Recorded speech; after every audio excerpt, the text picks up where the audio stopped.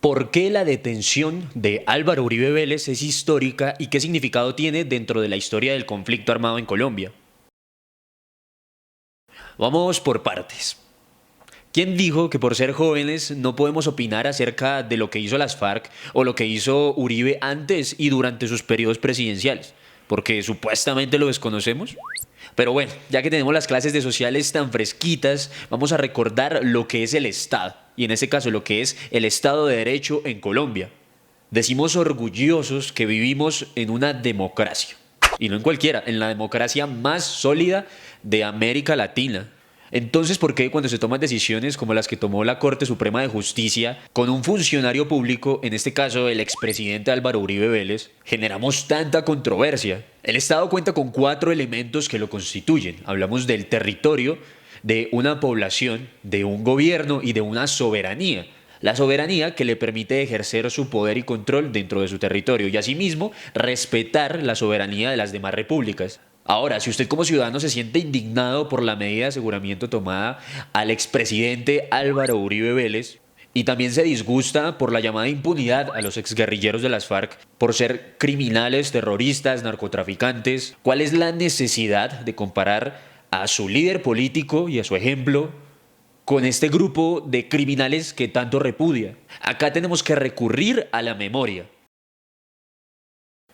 Colombia es un país que ha vivido en un conflicto social que posterior a ello se convirtió en un conflicto armado y que gracias a un proceso de paz gestionado durante el periodo presidencial de Juan Manuel Santos llegó lo que miles de colombianos habían estado esperando.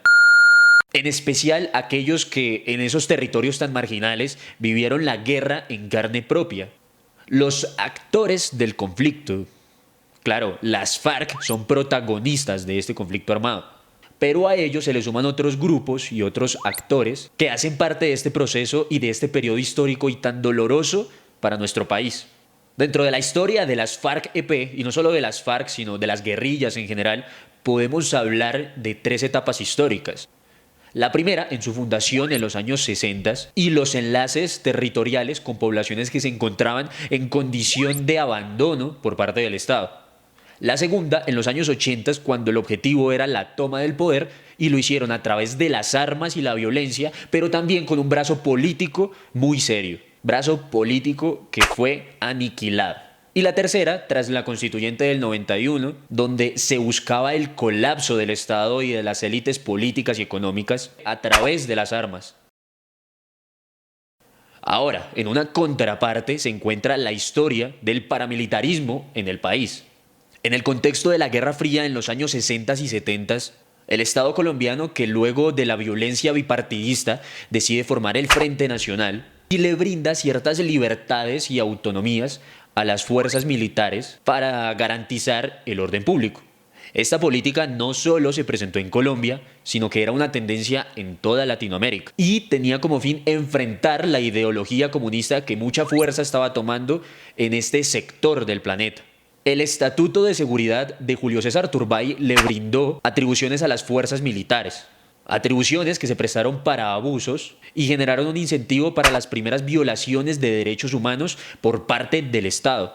A eso hay que sumarle la aprobación de la Ley 48 de 1968, que no solo autorizaba la formación de las autodefensas, sino que también podían ser auspiciadas por la fuerza pública. El primer bloque contundente del paramilitarismo se consolidó en el Magdalena Medio y se formó con el fin de proteger a medianos y grandes propietarios de las extorsiones y secuestros por parte de las guerrillas.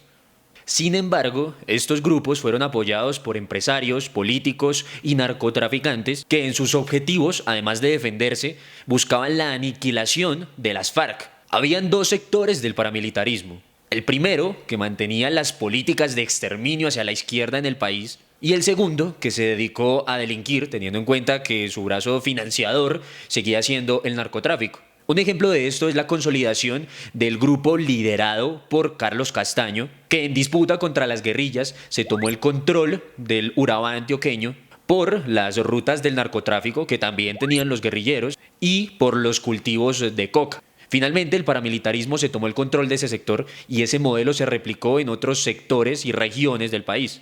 El narcotráfico, como financiador de la guerra, tanto para el paramilitarismo como para las guerrillas, se tomó un gran poderío, en especial en los años 80, con grupos como el Cartel de Medellín, que a través de sus acciones ilegales debilitaron por completo al Estado. Y no solo eso, desnaturalizaron el conflicto armado en Colombia. Un ejemplo de ello es el asesinato a líderes políticos de la Unión Patriótica por órdenes de Pablo Escobar. Es un hecho que el narcotráfico también ha tenido una fuerte influencia en la política. Para hablar de casos puntuales, recordemos la participación de Escobar en el Congreso, de la financiación que el Cartel de Cali le hizo a la campaña de Ernesto Samper, y por último, las AUC, que fueron financiadas por el narcotráfico y consolidaron más adelante un brazo político muy importante en el país.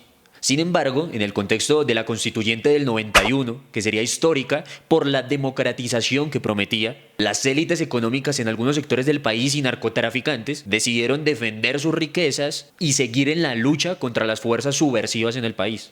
Con esto se aproximaban los años más crudos de la guerra en Colombia y las acciones de guerra más horrorosas que haya vivido nuestro país.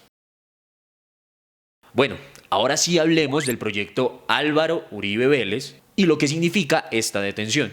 Con la consolidación del Plan Colombia, que consistía en sumar fuerzas con el apoyo del gobierno de los Estados Unidos para contrarrestar el narcotráfico y el terrorismo, y con la elección de Álvaro Uribe Vélez en el 2002, el Estado recuperó fuerza y bajo la campaña de la seguridad democrática se dio de baja a los cabecillas más importantes de las FARC y se debilitó a esta guerrilla. Sin embargo, fue este el periodo donde se presentó la mayor cantidad de violación a los derechos humanos, las ejecuciones extrajudiciales, desapariciones forzadas, masacres y desplazamientos forzados, que fueron eje en el acuerdo de paz que se hizo en La Habana, al buscar la reparación de las víctimas y la restitución de sus tierras. Muchos han sido los casos que se dieron a conocer y que se conocieron en el periodo Uribe, como estos,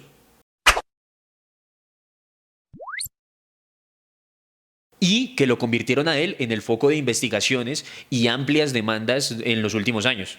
Pero respecto al caso, que hoy lo tiene privado de su libertad, inició por cuenta suya al demandar al senador Iván Cepeda por la presunta manipulación de testigos, caso que hoy el senador del Polo Democrático ha ganado.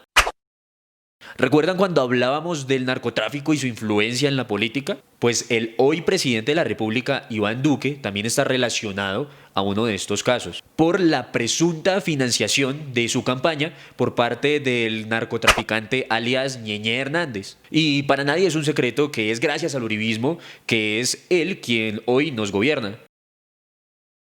Después de lo que hemos visto en este video, ¿no cree que es un poco absurdo decir que hoy Colombia es otro país? Que con la medida de aseguramiento hacia Álvaro Uribe, Colombia es otra. Que todos los problemas que nos rodean se acabaron. Claro, para algunos será un motivo de festejo y creo que tienen derecho a hacerlo. Y para otros resulta un poco difícil de entender. Estamos defendiendo la democracia en Colombia, de la narcodictadura que hay.